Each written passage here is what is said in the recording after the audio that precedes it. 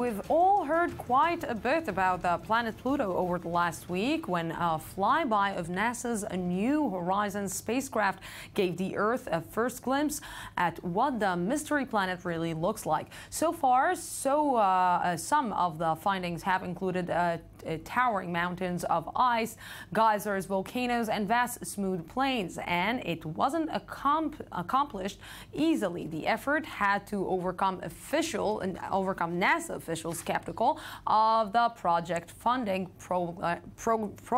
problems and a very specific clockwork set by the planets. And with me right now to understand a little bit more is to help explain a bit more is Dr. Yossi Bar Cohen, a senior research scientist at the NASA. Good evening. Thank you very much for joining me. Oh, you're welcome.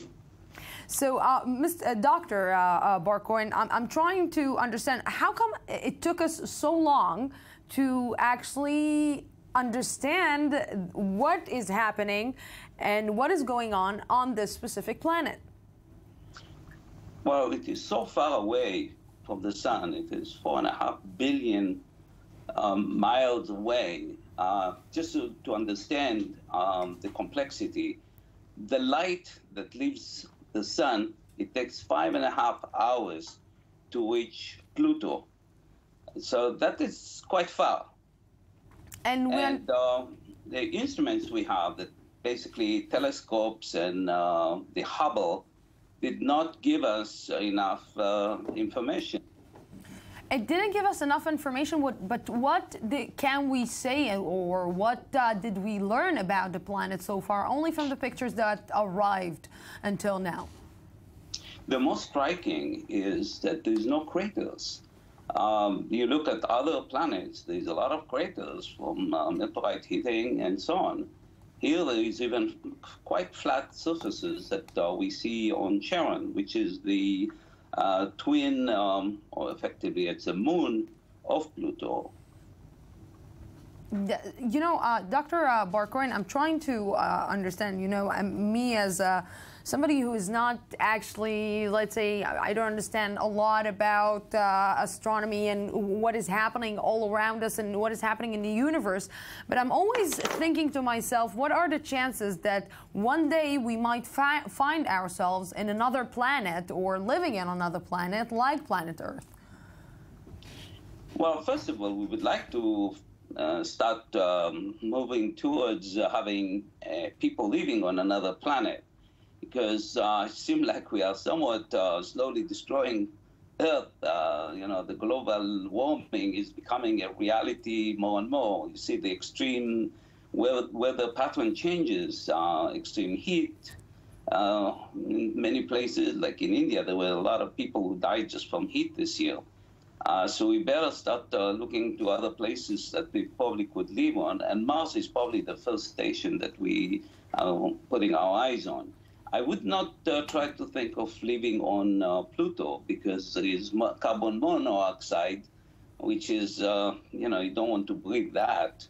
Of course. So if we are looking and seeing from the, let's say, pictures that are arriving from Pluto, what can we understand about our own lives here on planet Earth? Well, there is quite a difference between Pluto and Earth, but we would like to learn as much as we can about it, because what we see so far indicates that the formation there has happened quite not too far back. It's only 100 million years. Of course, in our terms, it's not a lot, but in terms of the solar system, it's quite young. So it helped us understand the processes that took place in the formation of the solar system. The solar system was formed 4.5 billion years ago. And what is interesting, while the Pluto was formed, dinosaurs were roaming on Earth here. So if they had been intelligent, they could see it forming. Do you think that one day we might experience this from close? Well, we hope so. The problem is it takes a long time just to get there. It took basically 9 years just to get there. So that is a significant part of human life.